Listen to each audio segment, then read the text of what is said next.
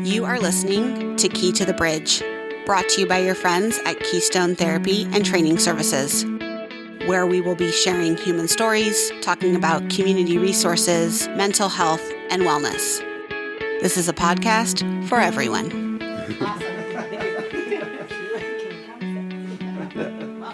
I'll just kick us off. Hi, everybody. Thanks for being here today. Welcome to Key to the Bridge. This is our first ever podcast recording. And this morning I'm here with my two amazing sisters, and we're going to be basically talking about how Keystone got to be here and our origin story a little bit, growing up in Sonoma County, and a little bit about our family. And we're excited to talk about it because Keystone is a place that we are excited about having in our community so people can come and hopefully get their needs met and support and also just, be around rad, loving people. So to kick us off, I wanted to let my two sisters introduce themselves. Hi. I'm Veronica Bosque, sister number 2. I'm Alexica Bosque, I guess sister number 3. The only other one. Yeah, the third Ika. Yep. Yes. We should have just called this episode the Ikas. Right. Yeah, Erica, Veronica, Alexica. We can still do that. We can still do that. We can. Well, yeah. All right. We're in the beginning stages. Yeah, we can. So, It's all happening Nothing now. scripted. Yeah. It's podcasting. Yeah. That is podcasting. Excellent. So the reason we wanted to have this first podcast be about us is I get asked on a regular basis why we have Keystone, and one of the stories that has led to us existing is the experiences Veronica and Alexica and I had with our family. So the first kind of question I guess I wanted to pose to us is, what was it like for us growing up in Santa Rosa with a mom who had a very intense, severe, and persistent mental illness? And we were raised by our dad and some of our family members, but it was, 1988, and things were different than they are now. And we were trying to figure out how to maneuver through that and care for our mom and care for ourselves. So what was it like for you being small and being here dealing with all that? Just a light question for this morning, just to kick it off. Remember when I said I wanted some pre-game scenarios? This is when I wish I had a little bit more preparation. We don't want preparation. We want honesty. But I think No preparation. No, but I think goes first. Okay. Number 2. Go ahead. Shoot it out. Well, I think you brought up a really good point about care. And I think a theme that's still persistent now is the lack of care and the available care and the capable care. We were so fortunate to have family members who were willing to provide additional support for us as we were proceeding through a really difficult stage and realizing the gaps in care. Because you think that if you're not well, and that can be defined in across a spectrum of terms, you would go to a doctor who would then be able to correctly diagnose you, properly treat you, and you would then be able to get better. What's more complicated about mental health issues is that it's not always that straightforward, and the inability to have a straightforward diagnosis with a straightforward treatment plan is really few and far between. And our mom was the far between. Yeah, so far. So Grand Canyon, far. Gaping far between. And there's elements that change, right? And so symptoms that change and treatment plans that can change. And so the part that was, I think, difficult for us was the inconsistency in the level of care. Yeah, there was a lot of inconsistency. A lot. And the gaps that needed to be filled by us or our dad or our grandparents or our aunt and uncles or whomever was able to help, which also makes it not necessarily feel like it can be sustained. I would say, what was it like? I think there was a 2-part scenario for this for me. One, our dad is white and our mom is black, just to set the scene because you guys can't see us. They had jungle fever. Oh my God. That's really inappropriate. Oh my God. I didn't say that. Yeah. I was like, maybe I didn't say that. Not you. I was going to say ebony and ivory. Yeah, ebony and ivory would work too. That would also work. Sorry, it was the 80s. Okay, fine. we can say things like that. You can think It's not the 80s now. It's okay. It's okay. Go ahead. Great. Go ahead. So just in case, just to set the scene for that, it was more for the misunderstanding of like dad coming to all of our everything that had to do with being parent, right? It was like dad was there. And so then it was a little confusing that like he was our dad. Had to explain that lots of times. So then it was like, not only am I explaining that I have a white father, but I'm also explaining why my Black mom isn't here. So I think it's kind of like a two-sided scenario. That's what I remember more about being little than like all the other things. Because like the rest of it, I had a different bringing up than you did when I was little for both of you guys. Because I lived at Nana and Papa's house. So for me, growing up, like it was always different, I guess. Like it was always somebody. It wasn't my mom or dad picking me up from school. It was Nana and Papa. Like so it didn't really like. When that shift happened when I moved back up here, it wasn't weird for me that I had to explain something because I've been having to explain things for a really long time. So it was like, that was kind of what happened with that. But I also just remember not explaining it very often at like a certain age group. It was just kind of like, now this is just the way it goes. So we just move on. Well, right, in that we aren't adopted. Right. Yeah, we're not adopted. We're not adopted. Yeah. Oh, man. Clear. Yeah. How many times you got to say that on Not the playground? adopted. For sure. Yeah, we're not adopted. And our mom was also too like in this weird spot where they got it wrong for so long. Mm-hmm. You know, that's the part that I remember. Diagnosis. Yeah, like I think that was the part that I remember is like first it was maybe she was just a little depressed and, you know, not doing so great. And then she was an alcoholic or a drug addict. And then they finally figured out that she had postpartum depression that probably led to like some psychosis, like all of the clinical words. But like that all didn't exist in the early 90s. That took a really long time for that to figure out. So I think about that part, like how choppy it was for us because we didn't know what was really going on for her. And then our dad, like he was the person trying to figure out what to do. Like, do you guys remember a garage sale? We had to have a garage sale because dad had to figure out how to have enough money to pay for mom's treatment because he made too much money for certain types of care. And so he had to figure out how to pay for it. And then we didn't find out a little bit until later that they got divorced because then mom could get more help. Right. Like that's how messed up the system was. Like she couldn't get enough health care coverage if they were married. So they got divorced and, you know, we're still raising kids together and trying to figure stuff out. So there was enough money to pay for her care. So like I remember all of that type of stuff, like the logistics of the shuffle of figuring out what was going on. And then like the stuff too, like talk about school, like sometimes mom would show up at school and that was not the best. No. I don't. Anxiety-ridden scenarios there. Well, and just the ability for her to maintain specific details about some things and then completely have those disappear depending on the moment, right? That somehow she could remember the exact address we all went to school and what time we got dismissed from school, but she couldn't remember what day it was or what time it was or something like that.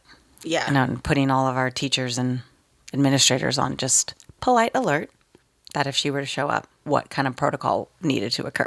Yeah, and let me tell you, Santa Rosa at that time, I don't know how good our protocol is now, but woo, it wasn't great back then. That was a lot of uncomfortable people not knowing what to do with a person having a really hard time on a school campus. So yeah, that was not the best. I wouldn't recommend any of that.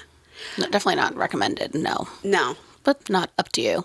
Well, how do you think we got through it? That's something I've been thinking about. It's like, how do you think we got through all of that? It was just like living in a snow globe. Things were fine, and then all of a sudden, the snow globe would just get upside down, just shook. Well, Dad, Well, yeah. Nana, Patty, sports. In that order? In that order. That's it. Dad, Nana, Patty, sports. That's for me. That's for you. Yeah, that's Okay, it. great, Yeah. great. That was it. That was all. In that order, most likely. Maybe Yeah. interchangeable with Dad and Nana. Not just because I was with both, but Yeah. in level of importance. Probably like tied. Okay. Right. I don't want to be like, I'm not trying to Create a hierarchy here of just level of tied. support Yeah, you received. Yeah, there they are. Yeah. Yeah, that's an interesting Yeah. list. Yeah. I haven't thought That's the about it that order. way. I think it was remarkable, not only like family, but also like friends. If you were talking about the garage sale on Cheyenne Drive, or how many families on that street we just like went to anytime there was a situation where, you know, our dad couldn't pick us up from gymnastics practice, or like I think about how coordinated everything had to be to like ensure that there was some level of consistency. Because for you to be able to get to go to sports, how many carpools were organized? And we had amazing nannies also that watched us, picked us up, fed us, and were able to help us get through each day as positively as possible, so that when a nightmare moment happened or when the snow globe got shook up, it wasn't so catastrophic that like everything had to crumble because we didn't have any support mechanisms in place. And how many of those extra people that like I think now of like, where are they? like Yeah. where's Jan? Yeah, where is Jan? You know, That's a great question. You know what I mean? It's like, Or Teresa. or Teresa. Yeah, these people. You know, and just the people who helped take care of us, who had to have some conversation with our dad that was extremely difficult, and whatever details got shared that we weren't necessarily privy to then be responsible for us. Yeah, right? we still And see so Thelma, though. we do. Dad still sees Thelma. Yeah. Yeah, I think about people. I think about Dad a lot.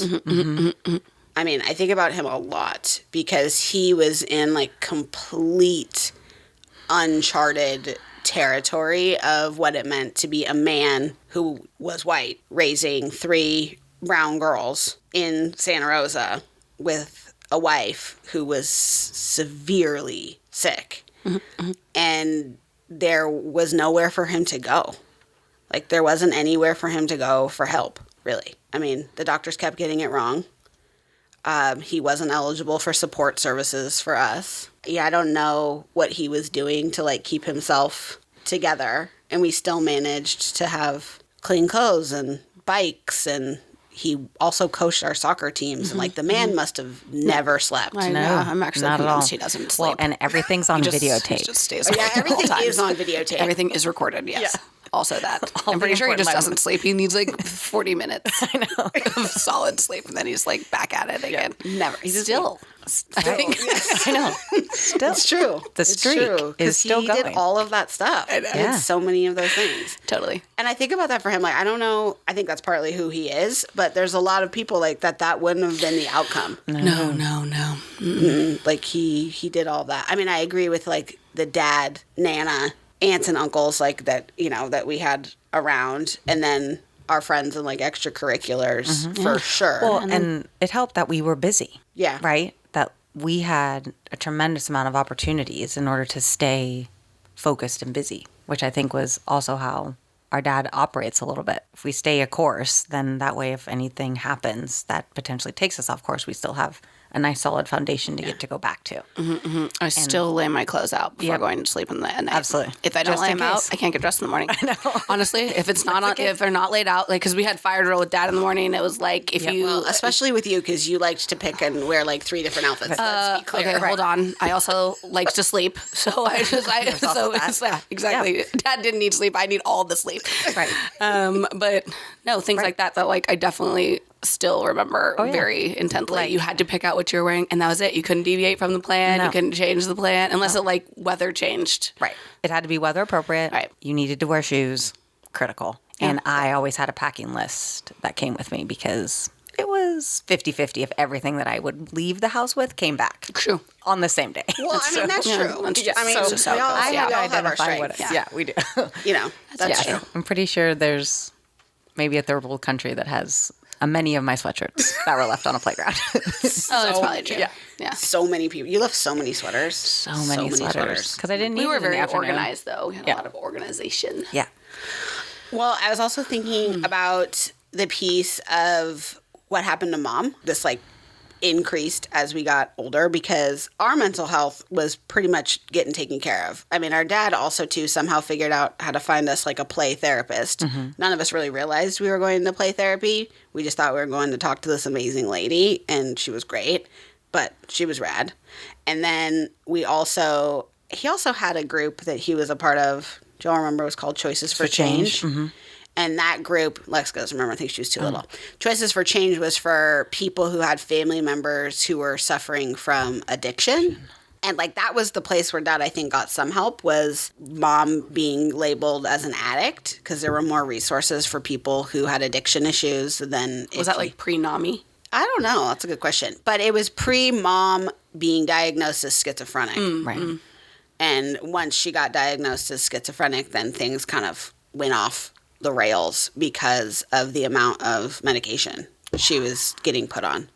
So I think about that, like how that catapulted her kind of into a different category, and how we are still continuing to care for her. Yes, we are. Yeah. So thinking about that, like as we started to grow up and figure out what we wanted to do in the world and how we were going to do it, thinking about how, as we moved into early adulthood, what we've taken on to care for our mom, and thinking about each of our roles in that process over the past now like 15 years, because it's legit like 15 years of time, what we have done. And so thinking about, for you, what are some of the parts that were, or are, I should say, because they are still currently challenging, and what are some of, I know it might sound weird to say, but like some of the benefits that have come from us figuring out how to care for our mom, if there is any benefits. Alexica's brow doesn't look like there's any benefits.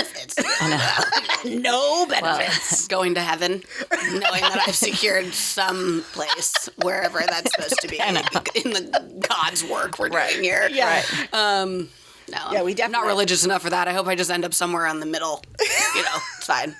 Yeah.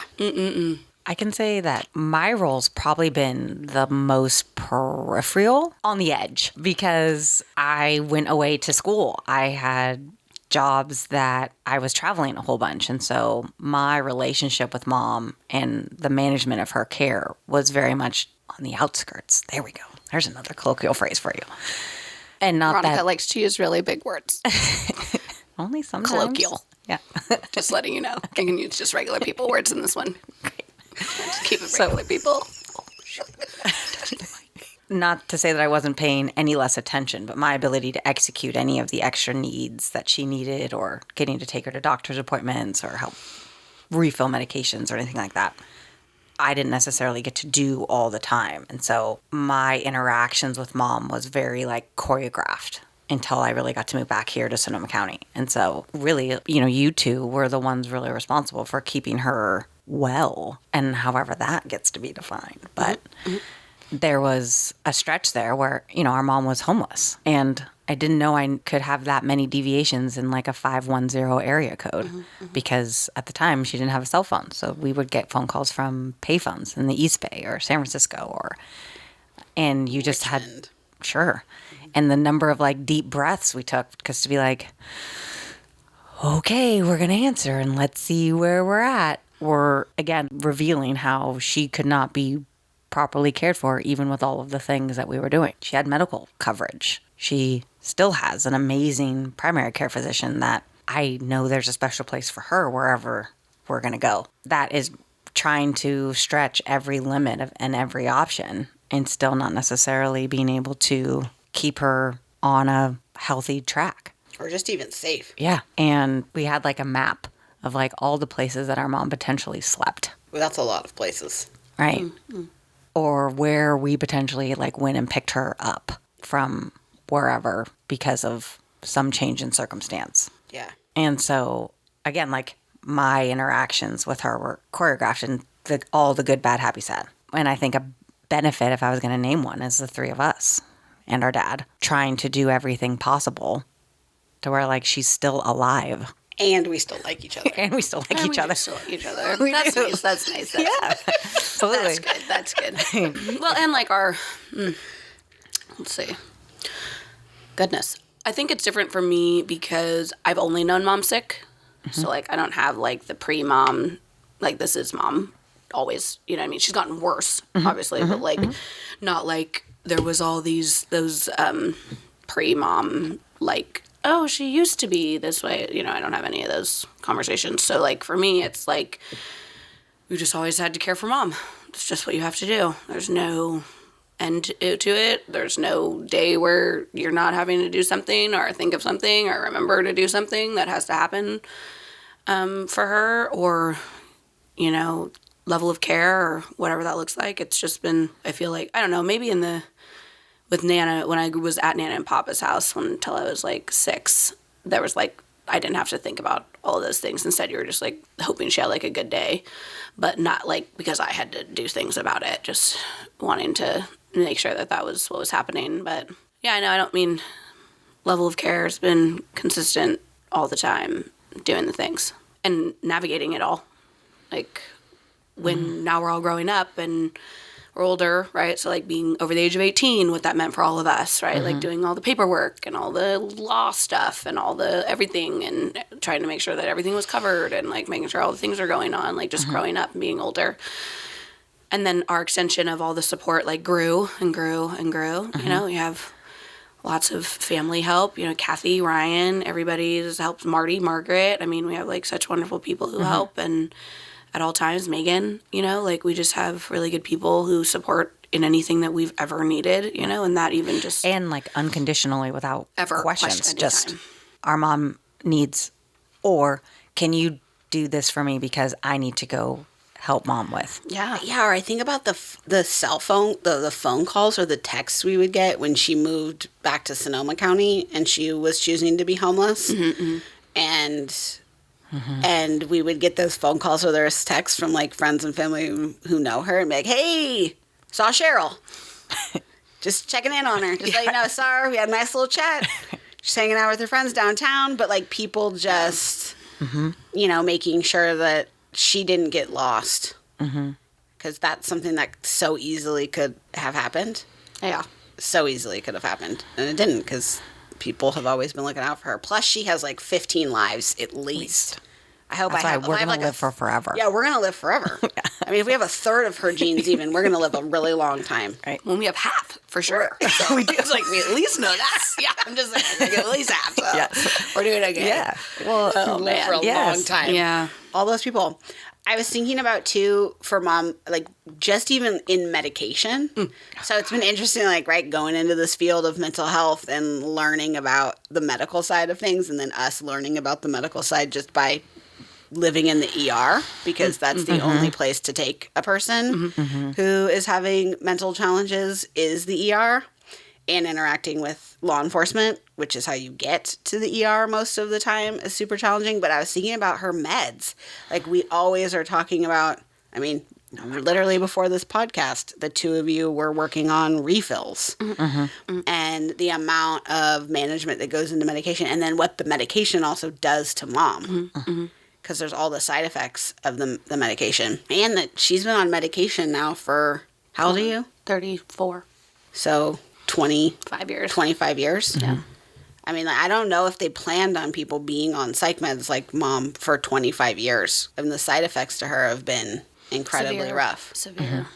I mean, she's literally like a diabetic because of psych meds, and she's like going blind because of psych meds and all of those things. So like that part and is, also coupled with her substance abuse. well, I mean, it's her extracurricular Yes. activities. Yes. I mean, you know, which I don't blame her because if you feel terrible all the time, Yeah. like what else are you supposed to do? And that what's difficult with psych meds is they also bring you back to reality and whatever range and level that is, right? And so that's also emotionally, mentally, and like spiritually challenging because if you've somehow melted into another state of existence that allows you to cope also because Forget.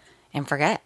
So then the, correction, and then there's really no support for like that correction. And like, how do you emotionally come to terms with like, today is today. You may or may not remember anything that's happened, or you maybe have missed some moments, right? And how do you process those? Yeah. Because that's what's, we all know. It's like our mom's like not innately like evil. And so when somebody actually like wants to care, right? And then they don't have the ability to properly do so.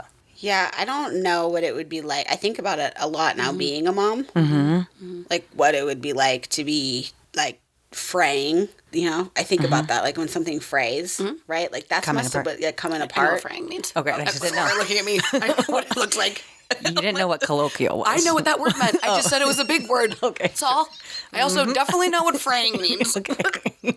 Just wanted to be sure. Like you started to like describe it to me.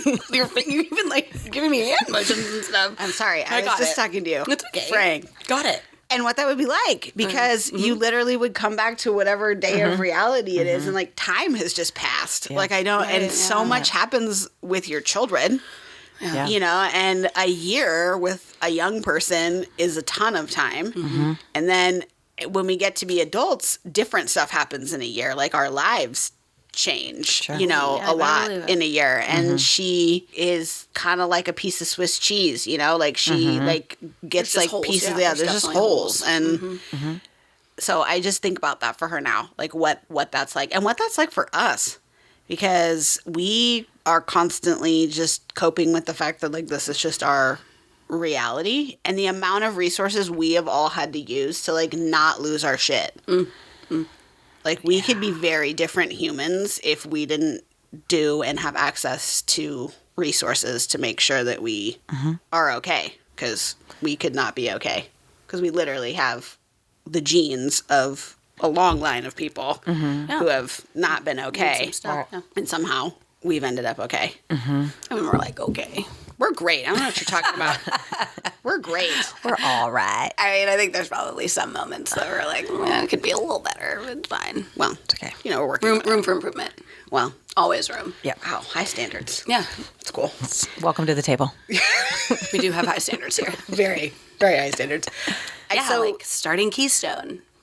Yeah, I mean that's Hello. that's a high decent- standard. High standards. High standards. Well, we needed a place. We did. I'm just. Well, I guess that's the question that I have for you with Keystone. Like, if people like us walk in, what would you do different? Ooh, good question. So Sorry, I changed it. I'm in charge now. I'm asking the question. Excellent. Excellent. Sorry, I don't know. So if a family walked in like ours, Yeah, great Dad, question. Dad walked in. 1988. Well, Three brown babes. Help me.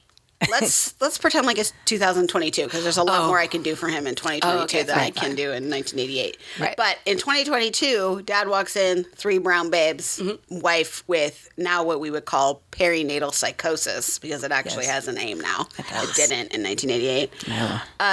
I would first be setting them up with one of our support specialists that we have who help with case management, and having one point person that Dad could have worked with to discuss the coordination of the care.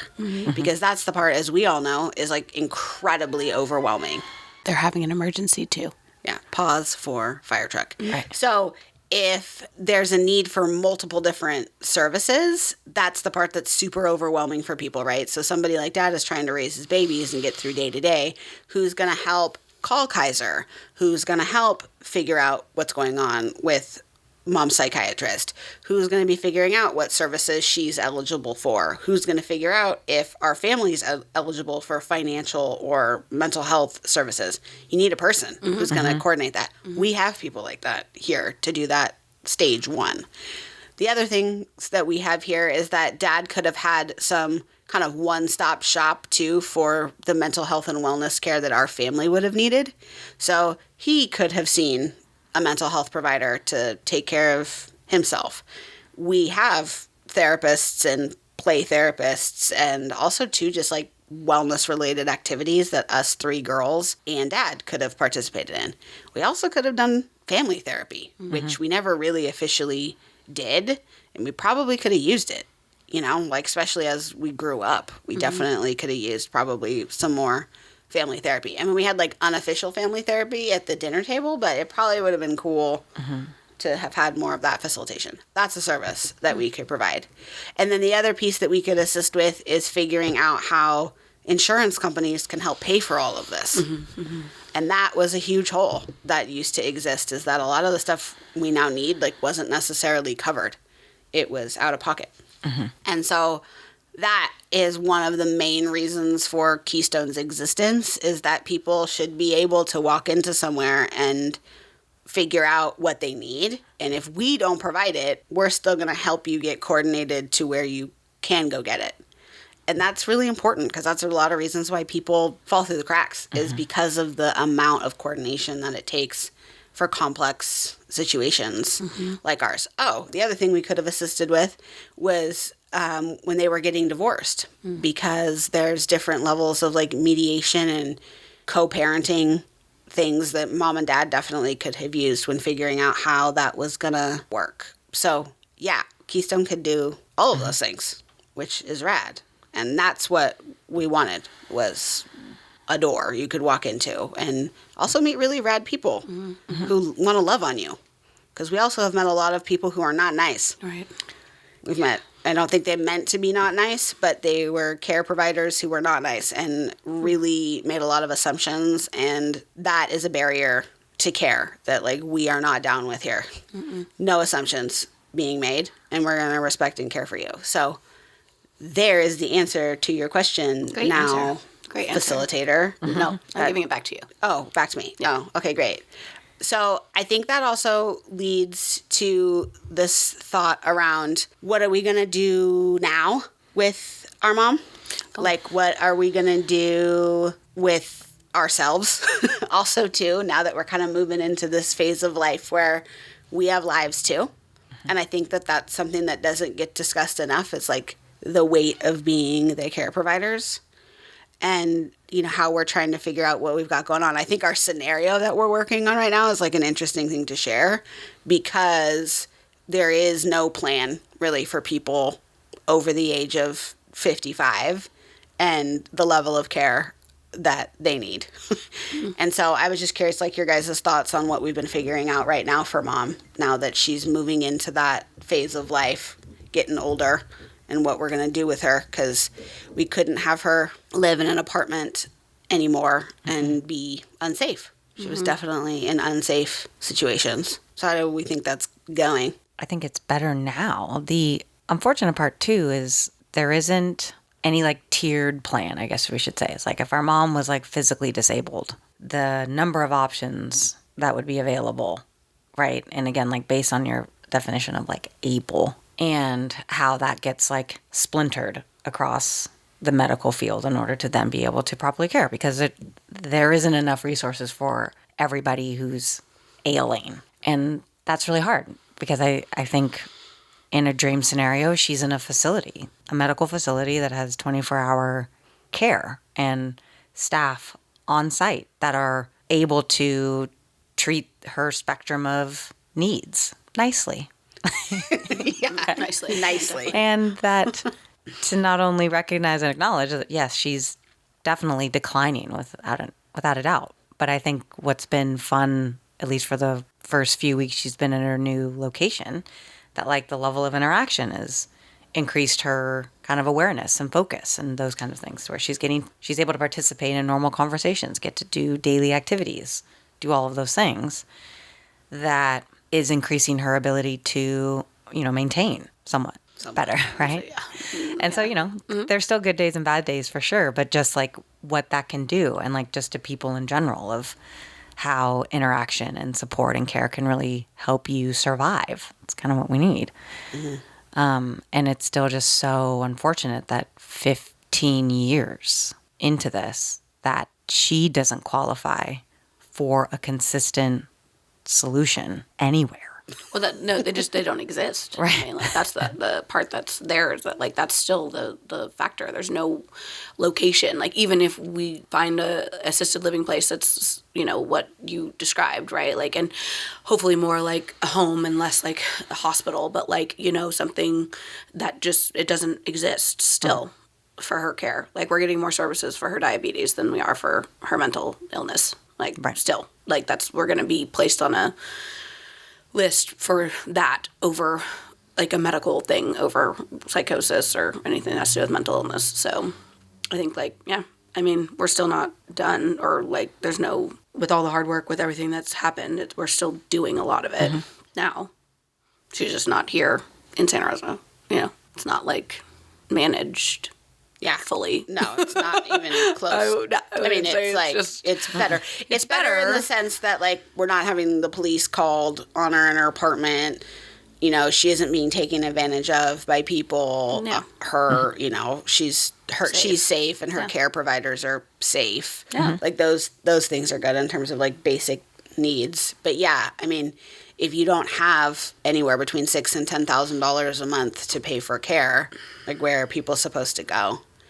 And so that is something too where having resources can also too assist in like the advocacy of what it is that we need to start doing. Because I keep thinking, like, if we really hadn't scraped together to get Mom that apartment in Santa Rosa, like, how she'd probably still be homeless. Like, I don't know what else we would have done. Because the other piece, too, that's, like, hard to say is somebody with that level of illness being in your home while you're trying to grow up and, like, create your own families is also super challenging. Of course. Like, I don't know how people can do all of that. Because some people have asked us, like, well, why doesn't your mom just live with you? And I say, well, if you've met her, you would know that, like, our quality of life would be severely impacted if she lived in our house. Mm-hmm.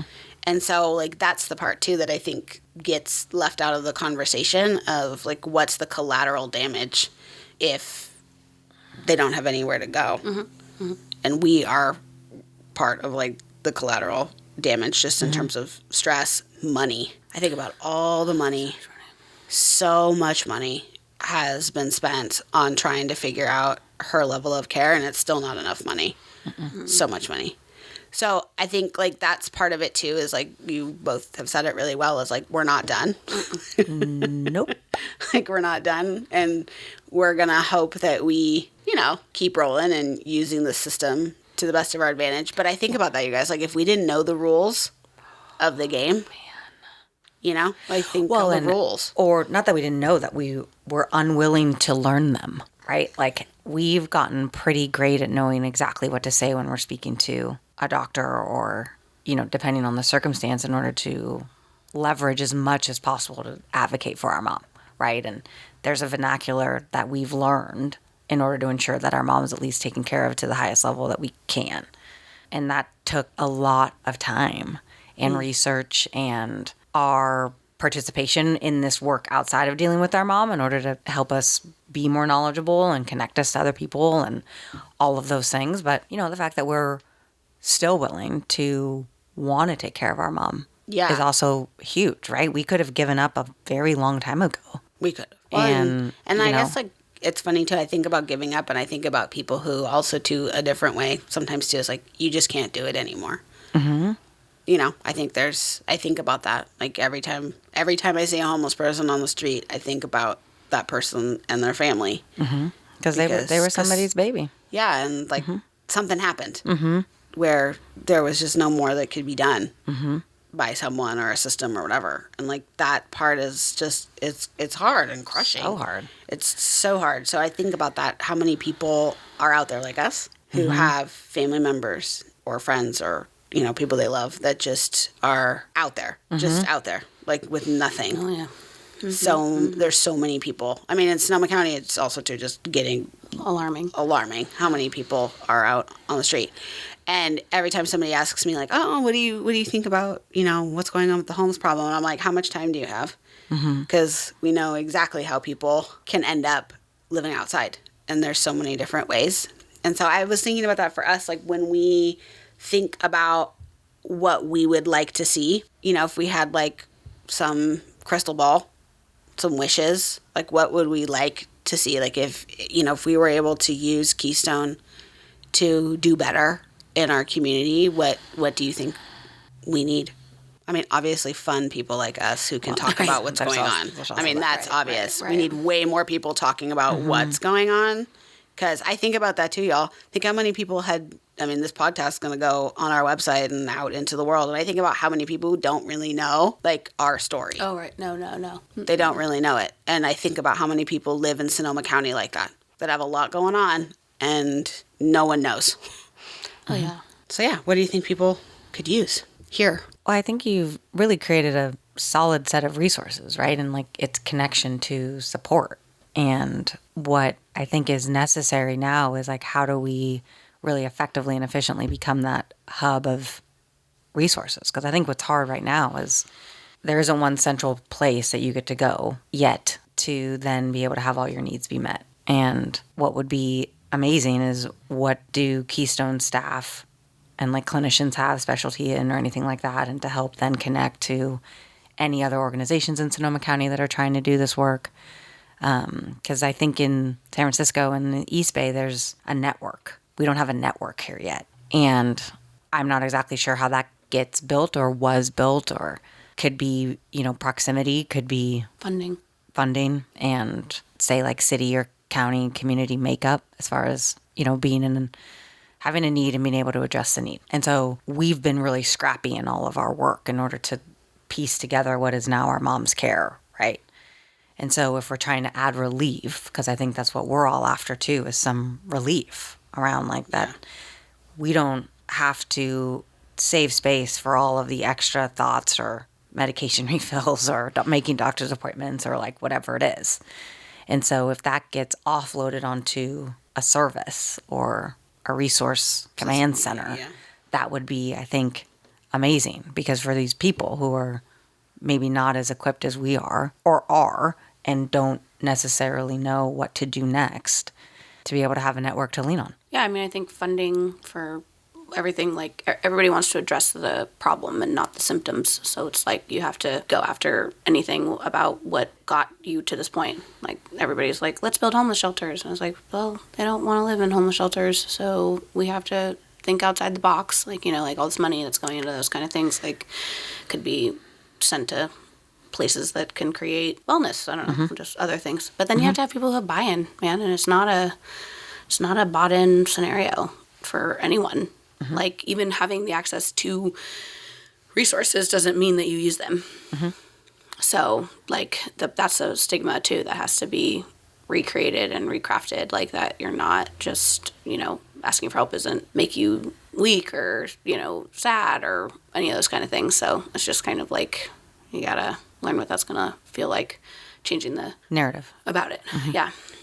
Yeah, I think about, like, we've always asked for help. We haven't had a whole lot of problem being like, we need help, like, or you need to help us now. We've been, really into that. And I agree that there's definitely that piece of still in Sonoma County. I mean, we've been through, as a community, we've been through a lot. So much. And we still are having challenges around having people get help. And that is hard. Like, that people aren't doing that for themselves. Yeah. And this idea of a network.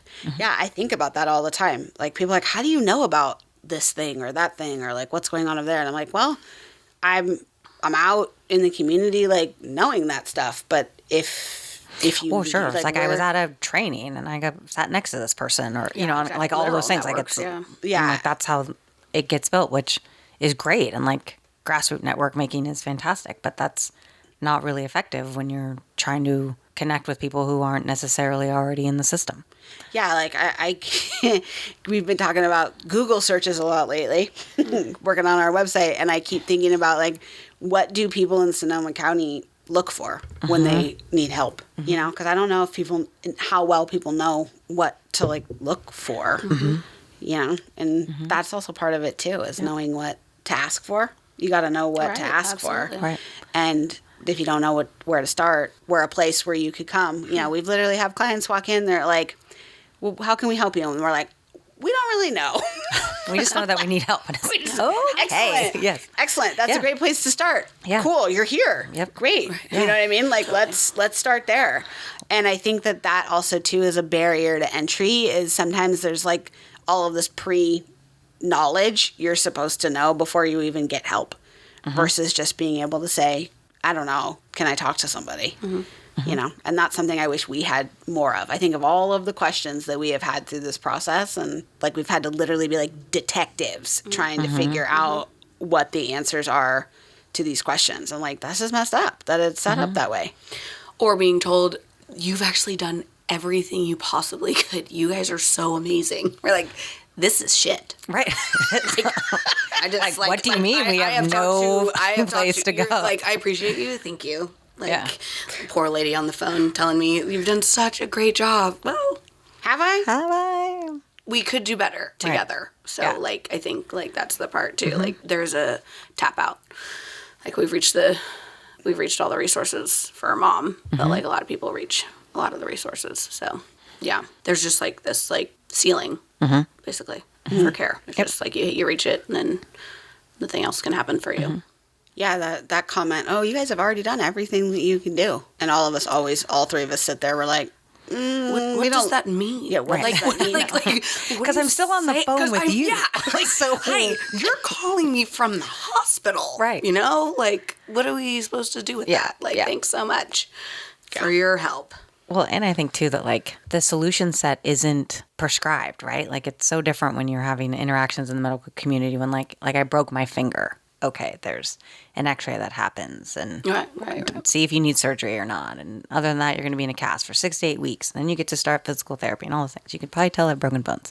But, you know, like there's a script for that. For mental health, there isn't a script because to your point, Alexica, like the symptoms have to first be identified and then there has to be opportunities to then treat and support all of the diverse set of symptoms. And so like with homeless shelters, for example, why are we assuming that these people feel like living and getting to sleep in a consistent place is part of their solution to solve and treat their symptoms, right? Like, why? Yeah, our mom was sleeping outside.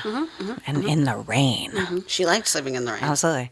And so then if we're actually meeting the people where they are in this scenario, what does that look like? And so also too with like Keystone, that like the ability to meet people where they are and not have a prescribed set of solutions based on however you fill in the blank for after I need help with. And so that's really special too. And that's really powerful. And that doesn't exactly exist because we've been told we've done everything. And always our response back is, but there has to be more. Yeah. Or, are you sure? Can you double check? Yeah, this is definitely not enough. But yeah, you are talking about a really important point, Vidager and Lex. Like just, there is no one way.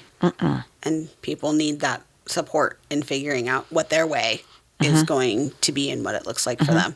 And I do think growing up in Sonoma County, that has been a challenge because everything does look Really great. a certain way in Sonoma County. We are great. We are great. Everything's great. Drink that wine.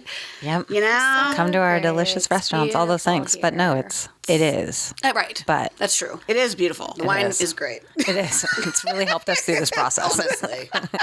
Absolutely. Yeah. I would like to thank a lot of wineries Yeah. for their help through this process for us. I'd also, it's a beautiful place to be, but at the same time, it creates another barrier where if you don't look okay, that's a problem. And we've also got to change that where it's okay to not be okay. And what that looks like is okay that it's messy, you know, and we need to lean way more into the mess so that people feel comfortable coming in and or us going out, which is also something that is a little different about us is that we're not afraid to go out and be part of the community. And that is a big deal. People ask us all the time, they're like, well, what do you mean you'll go out here or go by here or go to somebody's house? I'm like, well, if that's where they are, then we should meet them there if that's better for them. And then people also want a place to go. And we need to have both of those things. The one last thing I wanted to ask the two of you is what do you think about just our sisterhood and being able to like get through this process together? Like what do you think about our relationship and how We're the terrific trifecta. Oh, wow. Getting shirts? We are. Hashtag. And an alliteration. Yes. Of course, yeah. maybe that's the name of this episode. Terrific Trifecta. Also great. Probably should be. Confetti. Yeah. Sorry. But, you know, thinking about that, like just this idea of Keystone wouldn't exist without the two of you. Like, I think about that. Like, people keep asking, like, oh, how has this happened? And I'm like, I didn't do any of this by myself. And we're going to be talking with people around all of the contributing, loving human beings who have made this idea possible. And so I was just thinking about for you guys, like, what is it like having us as sisters and, like, getting through this and figuring this stuff out together? What is it like? That's well, maybe whatever word. How does it feel? Right? Yeah, Describe it in one word. No, you don't have to describe it in one word. No, I just No, right. I don't have big words like Veronica. She also said vernacular, just to bring it up, just bring it back. just as a reminder. She likes to use big words. But she does know what fraying means. Yeah. Okay. Let's see. That, I guess. Like, Right. this Right. is what it is. I don't know how to put a word to Well, it. we're a team. mean- and I think, Or more than a team. right, but were you going to let me finish my thought? I don't know. Are you going to use a big word? Maybe. Okay, can't wait. Pressure's on. We're definitely sisters. Yep. Yeah, of course. Totally. Well, and I think that for all three of us to be able to have the other two always, right? And like, so there hasn't been any gap in our relationship as far as not only with dealing with our mom, but just like in general. It was always those things of how often we all talk to each other about any number of things that have gone on in all of our lives or whatever it is, and how really special that is too. You know, that even in all the awful, we still have the three of us, right? And I don't know how we would have gotten through it without us. Each other. Yeah, definitely. No, and I think like the fact that we're close in age really helps, you know, that like we were all getting to kind of experience life relatively at the same time and kind of all these different moments. And I think how important it is to like have community, and how the definition of community doesn't necessarily have to be I need 10, 20, 30 people. It's like I need one or two. And like who are those one or two? And if those are your MVPs, you can really get through anything. Sports. Teamwork makes the dream work. This is sponsored by. I'm just kidding. Yeah, no, I think, I don't know. I'm the youngest, so I always had you guys. I think it'd be different. Maybe a question for you. Like, I don't know, like, you were the oldest. So, like, how was it being by yourself? Because, like, I've always had you guys, you know. Well, I've never really been by myself. I mean, you guys showed up when I was 2, so. One of us did. Well, I'm just saying. Right. To be clear. Okay. So, I mean, Veronica showed up. When And then you showed up when I was 5, so I don't know it either. right. But I guess I'm asking the question because I think sometimes people think they're alone. Oh, yeah. And I do. I think like that happens a lot in our, you know, that people think that they're alone or they feel very alone. And part of having Keystone is, right, to that piece of, okay, you're not, you know, that you're not alone. And, you know, you're right. We've had this unique experience where you're right. I don't have a lot of moments where I think about where I felt alone, but that's unique. I think Right, there's, totally. I think that there's a lot of people, let me just speak for everyone out there, but like there is a lot of people who feel that way, and that sometimes it is one person. It can just be one. We have 2, which is great. And I also think too, the ability to also let us each figure out how this was going to work for us is something else too that we've respected. I think we've all had our own way of getting through everything that we've gotten through. And that's challenging to let the people you love also like get through their stuff the way that they're going to get through it. And we've done that. Right. You know, we didn't do that without help, but I just think about that because we've all done it a little bit of our own. Our own way. Well, yeah, we've had some times, man. It hasn't all been great. You know what I mean? You know, There's been- that's a whole nother episode. yeah, They would just be called the Cheryl Adventures. Yeah. And we Yeah, would it hasn't just been talk great. about. Yeah, it hasn't all been great. But, No, but we you just know, recently had an incident with a sewing machine. You know what I mean? did Things have happen. an incident with a Cheryl sewing Adventures machine, could be yeah. its own series. Continuing. Just yeah, but you know, having each other. So I guess I was asking that question, like, what has it been like knowing that you weren't by yourself in this experience? How has it felt? There's a very therapist-y question. Right. Grateful, Grateful. right? Like, Yeah. that's just what it is. Relieving. Like, yeah. Relieving. See, one word. Good. Oh, one word. Right? That's what we What's said. your one word? Right. Well, it's love. There it is. Yeah. I love it. It is Time for Thanksgiving. I know. Time for Thanksgiving. I know. What are we thankful for? Yeah. But it's true. Like that is a people ask me all the time. They're like, how are you guys doing this? And it feels so good and all this. I'm like, it's not complicated.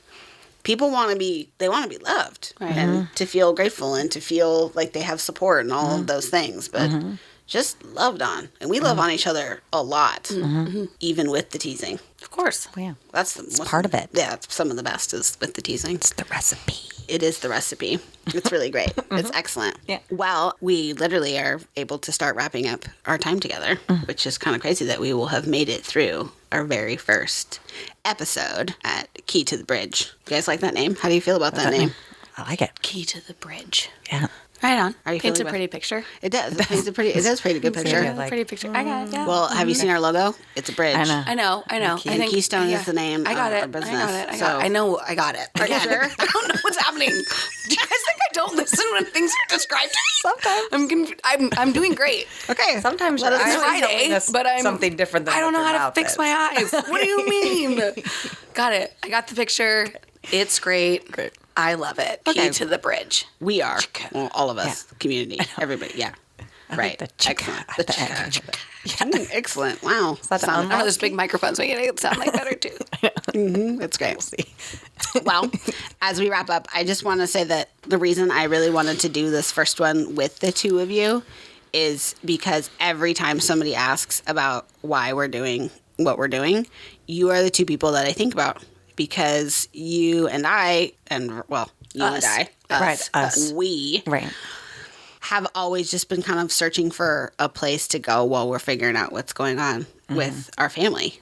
And there should be a place. It's really simple. There should just be a place. And so I also wanted to do this with the two of you to just appreciate you and thank you, because there's absolutely no way in the past 3 years that I could have done any of this stuff without the two of you. So I really appreciate you guys being here and being on the first episode. It's historic. Dad said he's going to listen to it on repeat. Of course, yes. Yeah, it's going to be great. It's great. It is great. Yeah, nice job, Dad. Yeah. You did a good job. Right. We're pretty rad. We are. Yeah. So thank you very Count much. it. Yeah. Don't forget you're at the top of that, whatever the list. scenario is. I don't want to call it that. It's more like I was going to say. Relationship hierarchy. Yeah. Let's see. Is that too many words? Did it again. I know. Veronica Just can't like- stop. It's like it just happens. It's so good. So great. Well, we also love and care and support you. And this creation of your organization has been a dream of yours. And so it's just wonderful to get to watch you live it in real time. So congratulations. Yeah, I mean, I feel like you've been doing it all the time, so I'm glad we actually have a name for it. Something on the board and all the things. It's like you've been doing it for a really long time, so that's how I feel about it. We'll call it what you want. Keystone, Key to the Bridge. Lexica's like, it's just your life. Yeah. It should just be called Erica's life. Yeah. Oh, You've been doing okay, it forever. got it. Yeah. My whole life. Yeah. It's probably true. So Okay. Well, I'm glad thank you. that's what happened. Well, we're all done. Thank you so much for being here. You're welcome. Right Thank on. you for having us. Yeah, thanks for having us. Go team. Team.